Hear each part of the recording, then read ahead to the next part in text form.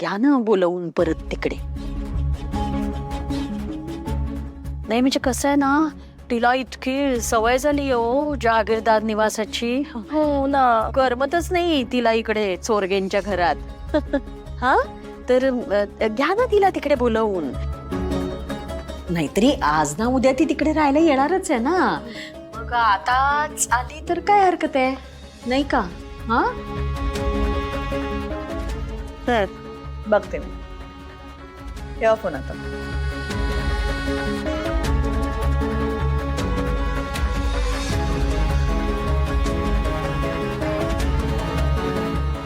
लवकरात लवकर माझी अंजली तिकडे राहायला जाऊ दे रे देवा. त्या तोंडात स्वीट पडो.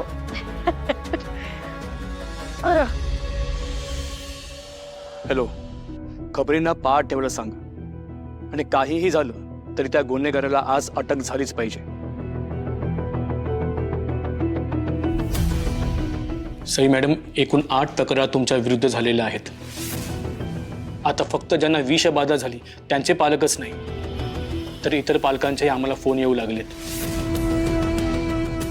लहान मुलांच्या जीवाशी खेळणाऱ्या त्या गुन्हेगाराला कडक शिक्षा झालीच पाहिजे असं त्यांचं म्हणणं आहे. हे बघा, प्रकरण वाढत चालले आता. आय नो तुम्ही वेल एज्युकेटेड आहात, चांगल्या घरातले आहात. तुम्ही जर माझ्या प्रश्नाची खरं उत्तर दिलीत तर. सर, मी आधी सुद्धा खरंच बोलले होते आणि आताही खरंच बोलतेय. लपवून ठेवण्यासारखं काहीच नाहीये. मी तुम्हाला जे सांगितलंय तेच आणि तसंच सगळं घडलंय. तुमचा का माझ्यावर विश्वास बसत नाहीये? मग इतक्या मुलांना एकाच वेळी विषबाधा झालीच कशी? त्या शिऱ्यामध्ये तुम्ही काय मिसळलं होतं? सर, मी तुम्हाला परत एकदा सांगते की मी त्या शिऱ्यात काहीही मिसळलेलं नव्हतं. मग दुसऱ्या कोणासाठी तुम्ही मिसळलं होतं का? ते नाही, घड्याळ तर होतं काही भलतंच, आणि भलतंच घडलं असं काय झालंय का? मला सांगा, तुमच्या घरात तुमच्या कोणाशी वाद किंवा वैर वगैरे काय होतं का? काय बऱ्याच वेळा कुटुंबात असे वाद अशा वेळी डोकं वर काढतात. सर, माझ्या घरात कुठल्याही प्रकारचे वाद किंवा गैरसमज अजिबात नाहीयेत. उलट हा क्लास सुरू करण्याआधी ना मी माझ्या नवऱ्याकडून आणि माझ्या सासूबाईंकडून परमिशन घेतली होती, आणि परमिशन मिळाल्यानंतरच हा क्लास चालू केला होता. इतक्या वर्षांपासून त्या मुलांना शिकवते. माझं खूप प्रेम आहे त्या मुलांवर. मी का वागेल त्यांच्यासोबत असं? आणि त्या मुलांना माझ्यावर विश्वास आहे, प्रेम आहे, म्हणूनच ते येतात ना आपुलकीने.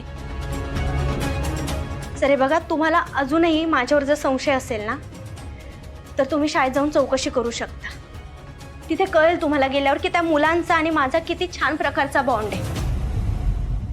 सर, त्यांना माझ्यावर विश्वास आहे, म्हणूनच त्या विश्वासावर आज ते क्लासला येऊ शकले होते.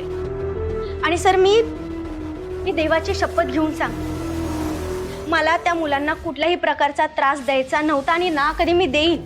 आणि सगळ्यात महत्त्वाचं, माझ्याकडून हे असं कधीच घडणार नाही. मग त्या मुलांचे पालक खोटं बोलतायत का? आणि तुम्हीच सांगितलं होतं की तो शिरा तुम्ही स्वतःच्या हाताने बनवला होता. बोलला होतात की नाही? हो, म्हणाले होते मी. मग याहून हेच सिद्ध होतंय की हे सगळं तुम्ही केलं.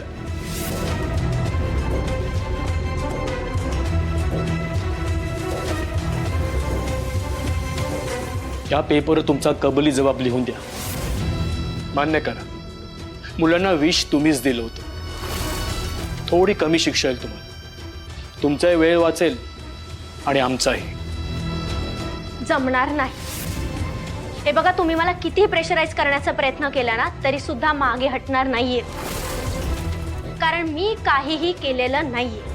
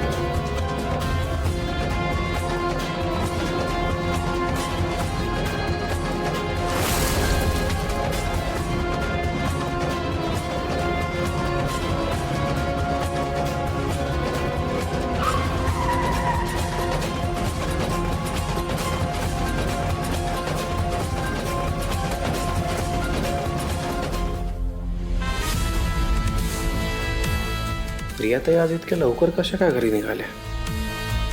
त्यांच्या चेहऱ्यावरून असं वाटतंय की कशापासून तरी पळतायत त्या.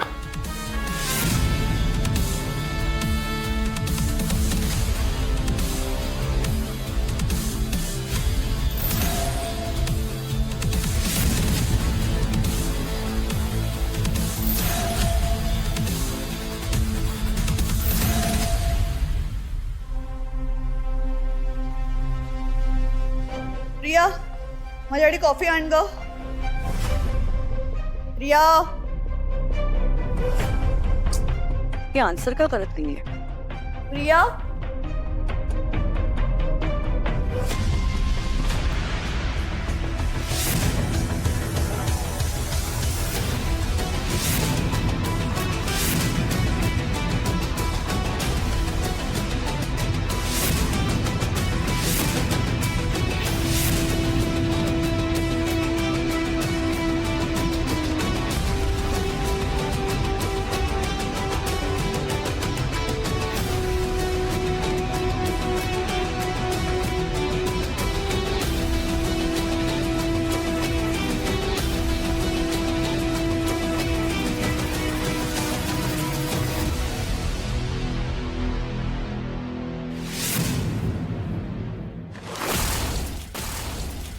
नमस्कार. एक मिनिट प्रियाताई, इतक्या लवकर कशा काय जाता आज घरी? घरी जरा काम आहे. मुलांची परीक्षा चालू झाली आहे ना, अभ्यास घ्यायचा. येते मी. एक मिनिट.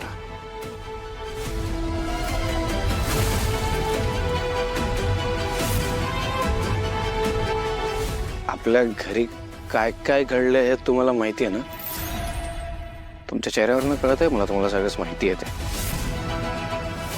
सी प्रियाताई, तुम्ही खूप वर्षांपासून आमच्याकडे काम करताय. आमचा खूप विश्वास आहे तुमच्या. मला खरं खरं सांगा काय घडलंय. मी तुम्हाला प्रॉमिस करतो की या सगळ्यात मी तुमची नक्कीच मदत करणार.